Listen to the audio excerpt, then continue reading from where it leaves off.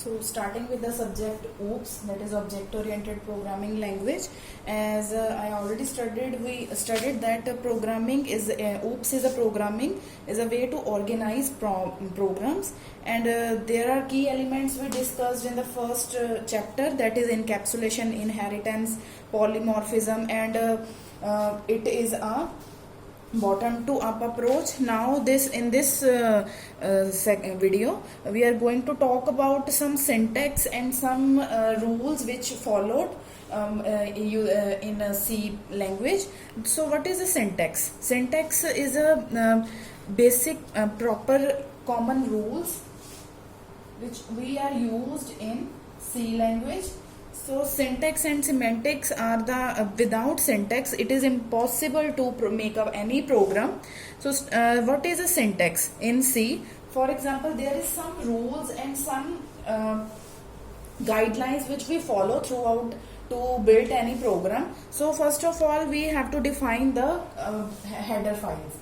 In header files we use when we build any program. So this is include studio.h,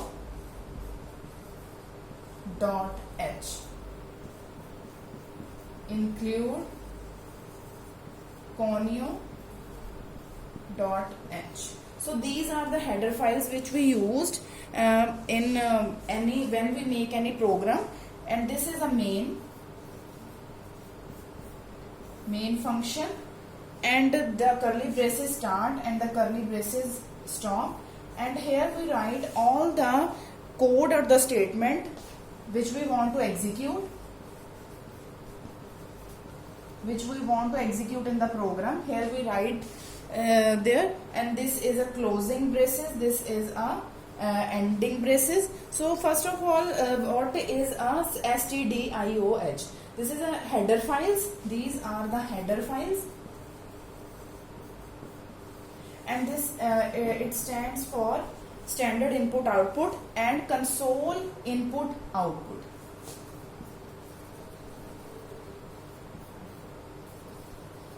This is a starting point of every program, and without write this syntax of the header files we cannot start our program. So, we need to know about the data types. So starting with the data types,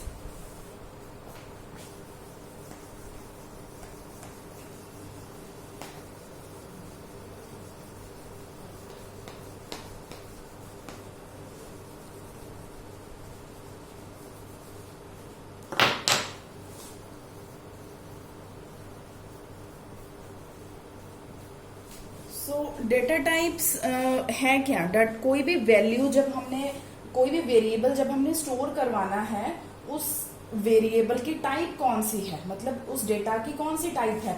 either the data type is in character form, और either is in integer form, और either is in a float form, और either is in a double form, या फिर array, और फिर string structure,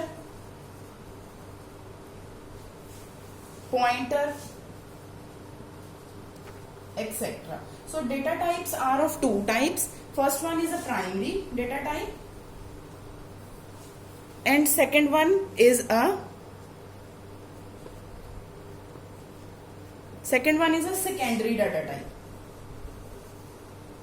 So primary data type and secondary data types are the two main parts of types of a data type. In primary data type, it consists of character, integer, float, and double, whereas in a secondary data type, it includes array, structure, pointer, etc. And we use these data types, and in the next in the syllabus of the OOPS, we only use these types of a data, and this we are going to form the data types and the program using the array, structure, pointer, integer, character, float.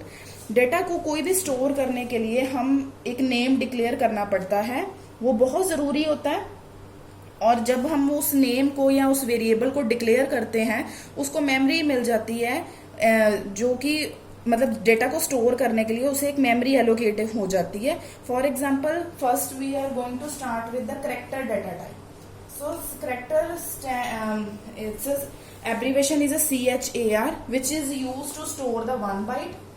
Character में हम 1 bite store करते हैं और character में हम क्या store करवाते हैं, characters like A, B, C या any name. It is a combination of a alphabetic number या कोई एक सिंगल नेम या फिर एक सिंगल वर्ड, उसके लिए हम करेक्टर यूज करते हैं. The second data type is a integer data type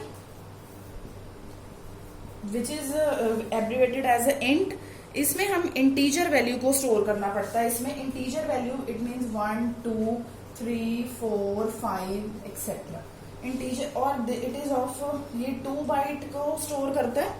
third data type is a float. Float data type किसके लिए यूज की जाती है, कोई भी पॉइंट वैल्यू या डेसिमल वैल्यू को स्टोर करने के लिए. It is use to store the point value और डेसिमल, कोई भी फॉर एग्जाम्पल 42.20 या 2.4 ऐसी. And double, next data type is a double. So double data type is same as the float data type, but इसमें क्या होता है double में कि हम डबल में फ्लोट का ही डबल होता है, इसकी ही डबल रेंज को जब स्टोर करवाना उसके लिए हम डेटा टाइप यूज करते हैं डबल. सो डेटा टाइप्स और जो वेरिएबल्स हैं ये हम इसके बाद हम कोई भी प्रोग्राम को फॉर्म कर सकते हैं with the help of character, integer, float and double data type.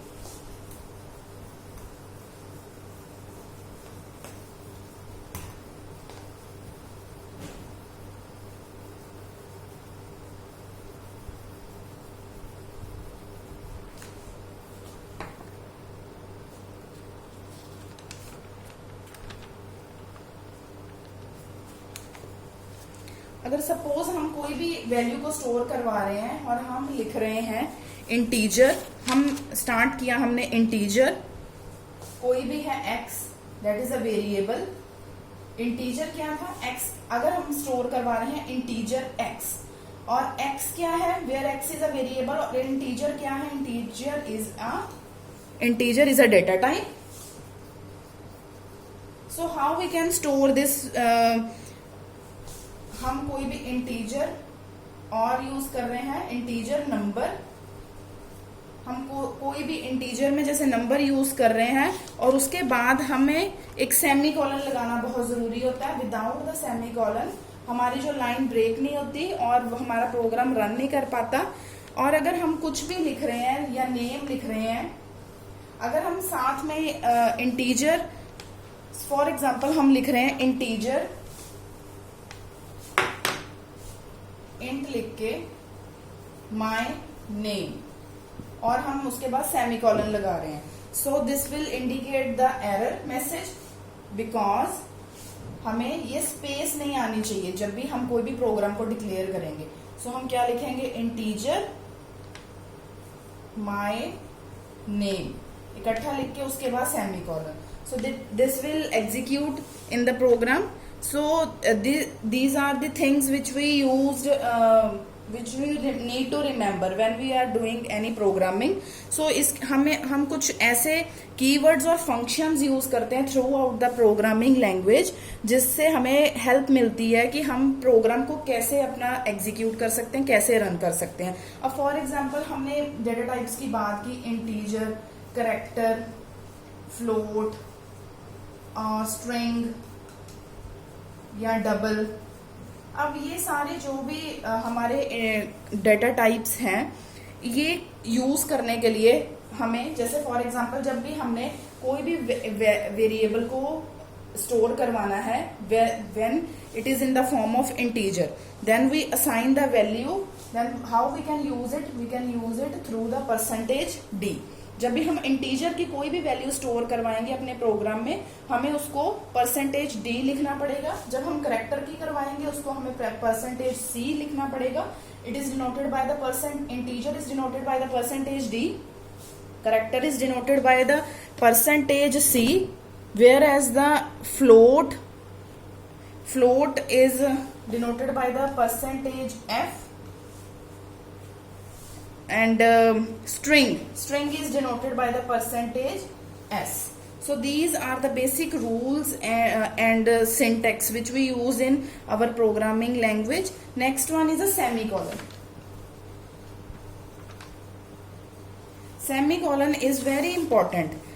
It means when we start the next line, then it will terminate the previous line. Semicolon जो कि ऐसे डिनोट किया जाता है, और हमें हर लाइन को प्रिंट करने के बाद सेमीकोलन लगाना बहुत मस्ट होता है, अदरवाइज हमारी जो फर्स्ट लाइन है वो टर्मिनेट नहीं होगी, और जो हम if we want to start the next line then we will not execute the next line.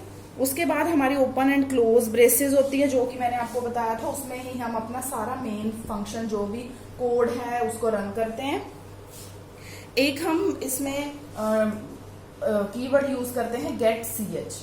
So get ch हम क्यों यूज करते हैं? These are the basic formulas आप कह सकते हो ऊप्स के, या कुछ ऐसे इनको वैसे ऐसे रूल्स बोल सकते हैं, या कीवर्ड्स बोल सकते हैं which we use in our program. And get ch हमारी स्क्रीन को होल्ड करने के लिए, जब हमने suppose we are done our program, we write our coding section, we are already execute our program and we want to run this program, we want to show the display, we want to show the output of the program, then we use the get ch. It means it hold the screen, whatever we are write in our program, it holds the screen and then it will print our output message. So ये चीजें हमारी data types और कैसे data types को हम programme में declare करते हैं, ये वो चीज है. अब now we are going to start with the help of a program. It will more clear when we start it with the programme.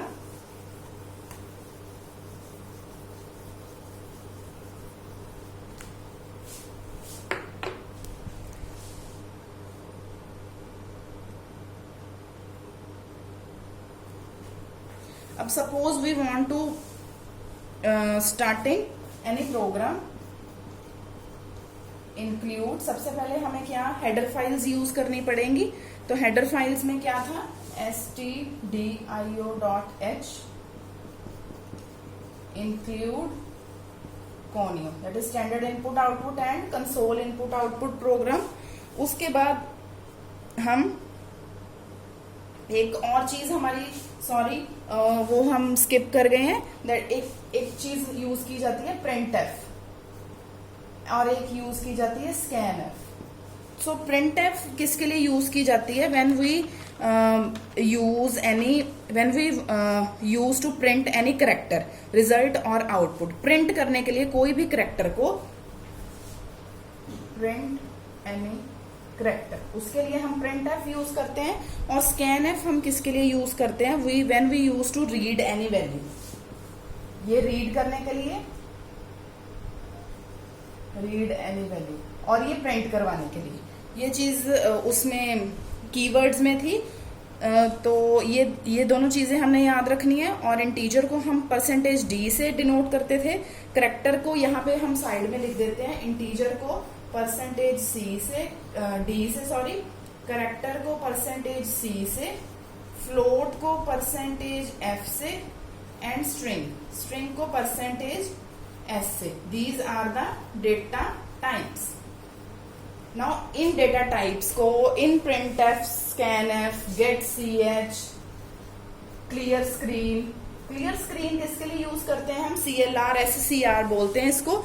Clear screen हम यूज करते हैं. गेट ch किसके लिए यूज करते हैं हम? कोई भी स्क्रीन को होल्ड करने के लिए. क्लियर स्क्रीन हम यूज करते हैं when we make many programs. तो हम कोई नया प्रोग्राम जब बनाएंगे तो पुराने प्रोग्राम की आउटपुट को कैसे रिमूव करने के लिए, क्लियर करने के लिए स्क्रीन को, तो CLR SCR हम यूज करते हैं उसके लिए. सो एक प्रोग्राम की हेल्प से हम ये बनाएंगे. फॉर एग्जाम्पल कि वी वांट टू डिक्लेयर कोई भी दो नंबर्स को हमने प्रिंट करवाना है, तो वो हम कैसे प्रिंट करवा सकते हैं? हम include studio.h, conio.h, एंड उसके बाद हम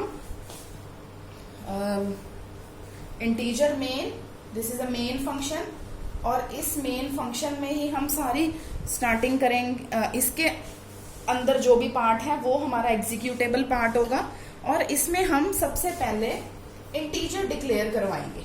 करली ब्रेसेस हमने स्टार्ट की है यहाँ पे, और उसके बाद हम इंटीजर डिक्लेयर करवाएंगे। फॉर एग्जाम्पल इंटीजर हमने लिया है a और एक इंटीजर हमने लिया है b। दो क्यों लिए हैं? Because we want to declare the result of the two value, इसलिए हमने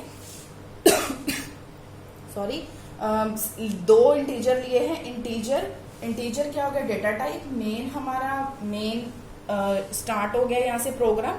करली ब्रेसेस हमने स्टार्ट की है। इंटीजर एक लिया है a, एक लिया है b।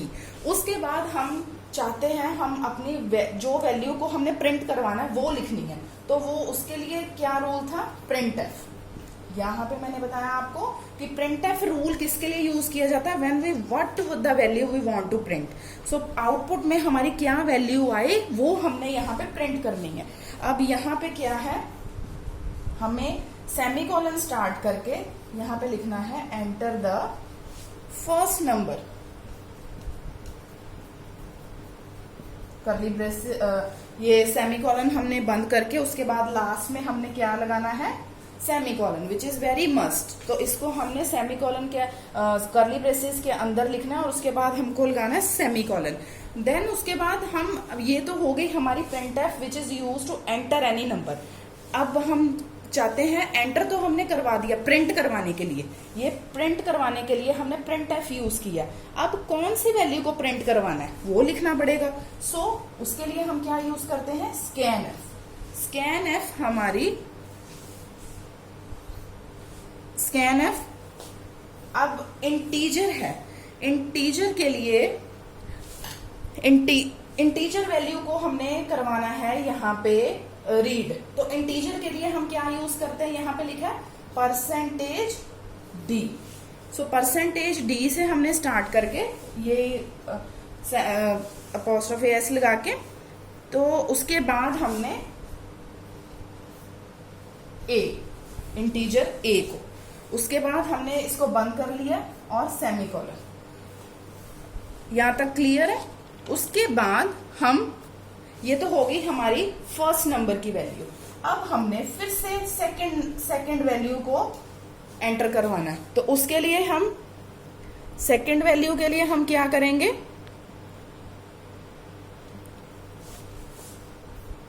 Enter the second number. फिर से यही बंद करके इसको और करली ये जो सेमीकोलन लगा देंगे। एंड फिर रीड कौन सी वैल्यू करवानी है उसके लिए क्या यूज करते हैं? Scan F, percentage D and लगा के बी। सो दीज, ये चीज हम फॉर्मूला में ही हम, मतलब फॉर्मूला कह सकते हैं हम, एक ऐसे कीवर्ड्स ही हैं जो हम यूज कर रहे हैं। कीवर्ड्स क्या होते हैं? I use the term keywords many time. So keywords एक प्री डिफाइंड वर्ड्स होते हैं। These are a predefined words जो कि पहले से डिफाइंड होते हैं, हम बस उनकी हेल्प से अपने प्रोग्राम को एग्जीक्यूट करते हैं। अब उसके बाद हमने एक इंटीजर ए लिया, एक हम चाहते थे हमारा इंटीजर बी हो। प्रिंट एफ किया। प्रिंट एफ किसके लिए किया? प्रिंट करवाने के लिए कोई भी करेक्टर को। स्कैन एफ क्यों लिया? स्कैन मतलब कि रीड करने के लिए ए की वैल्यू को। उसके बाद सेकेंड टाइम फिर से हमने दूसरी वैल्यू को रीड भी करवाना है, प्रिंट भी कराना। प्रिंट करवाने के लिए एंटर द सेकेंड वैल्यू, और फिर उसको बाद रीड करने के लिए percentage D which we used here and उसके बाद बी। अब हम चाहते हैं इसका रिजल्ट डिक्लेयर हो, तो रिजल्ट हम किस में डाल देंगे? एक और हमें लेना पड़ेगा इंटीजर सी। जो भी हम जिसमें हमने रिजल्ट डालना है वो हमें सबसे पहले फंक्शन को डिक्लेयर करना पड़ेगा। अब ए और बी का रिजल्ट डालना था तो ऊपर यहाँ पे हमने A and B integer declare किया। अब हमने सी डिक्लेयर किया क्योंकि अब हम इन दोनों का रिजल्ट भी किसी में डालेंगे, क्योंकि इन दोनों का रिजल्ट किसी न किसी में तो आएगा, तभी वो शो होगा। सो इसमें इंटीजर सी लेके a प्लस बी कर दिया और लास्ट में फिर से सेमी कॉलन। अब लास्ट में हमें सिर्फ प्रिंट करवाना है, प्रिंट करवाना है। तो प्रिंट करवाने के लिए हम क्या करेंगे, ब्रैकेट स्टार्ट, और ये हमारे इसके अंदर हम क्या लिखेंगे, sum of the two number,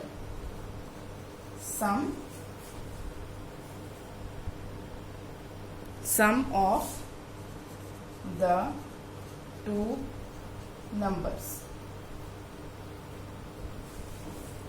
sum of the two numbers, percentage D लगाना जरूरी है, और कॉमा डाल के सी में, कॉमा डाल के सी, कॉमा डाल के सी क्यों, ताकि सी में जो भी हम प्रिंट करवाएंगे वो हमारा डेटा सी में जाके सेव हो जाए। और लास्ट में मैंने आपको क्या बताया था, गेट सी एच लगाना है, which is use to hold the screen. Get C H के बाद सेमीकोलन लगाना जरूरी नहीं है, ये सिर्फ स्क्रीन को होल्ड करेगा ताकि हमारी आउटपुट हमें शो हो जाए। और यहाँ पे हमने करली ब्रेसेस स्टार्ट की थी और यहाँ पे हमने लास्ट में करली ब्रेसेस को कर लेना है स्टॉप, गेट सी एच लगाने के बाद। तो हमारा जब भी हम उसके बाद हम उसके बाद यूज करेंगे कंट्रोल प्लस F9 इस चीज को रन करने के लिए। हम टर्बो सी, ये जो हम प्रोग्रामिंग लैंग्वेज है, ये हम एक टर्बो सी प्लेटफॉर्म पे यूज करते हैं, जिसमें हम प्रोग्राम्स को चला के देखते हैं जिसमें, और उसमें हमने टर्बो सी इंस्टॉल करके हम जब यहाँ एंटर कर, उसके बाद हमने आउटपुट शो करनी है। तो आउटपुट में हमें सबसे पहले क्या आ जाएगा, लिखा हुआ एंटर द फर्स्ट नंबर। तो हम कोई भी नंबर लिख देंगे 100, उसके बाद हमें आ जाएगा एंटर द सेकेंड नंबर, तो उसमें हम 20 लिख देंगे, और उसके बाद हमारा रिजल्ट आ जाएगा that is 30, which is store in the C portion. C क्या था, जिसमें हमने अपने डेटा को स्टोर करवाया। So this is a program of simple program. Here we define the data types, that is integer, character, float, string. उसके बाद कुछ predefined keywords यूज किए हैं, that is get ch, clear screen, printf, scanf. printf use for print any character, scanf is used to read any character. और उसके बाद हमने एक प्रोग्राम बनाया जिसमें हमने सबसे पहले हेडर फाइल यूज की है, दैट इज studio.h, conio.h। उसके बाद इंटीजर मेन फंक्शन स्टार्ट करने के बाद हमारी कर्ली ब्रेसेस स्टार्ट हुई है। इंटीजर ए लिया है डेटा टाइप को, कि कौन सा डेटा हम स्टोर करवाना चाहते हैं अपने प्रोग्राम में, तो ए लिया है, बी लिया है। प्रिंट क्यों यूज करते हैं, प्रिंट करवाने के लिए, enter the first number. Scan क्यों यूज करते हैं, read any value. Percentage D is use when we define any integer value, and ampersand लगा के ए। प्रिंट एफ उसके बाद सेकेंड वैल्यू के लिए, फिर बी, और इंटीजर सी यहाँ पे लिया है लास्ट में। Integer C is used when we want to the some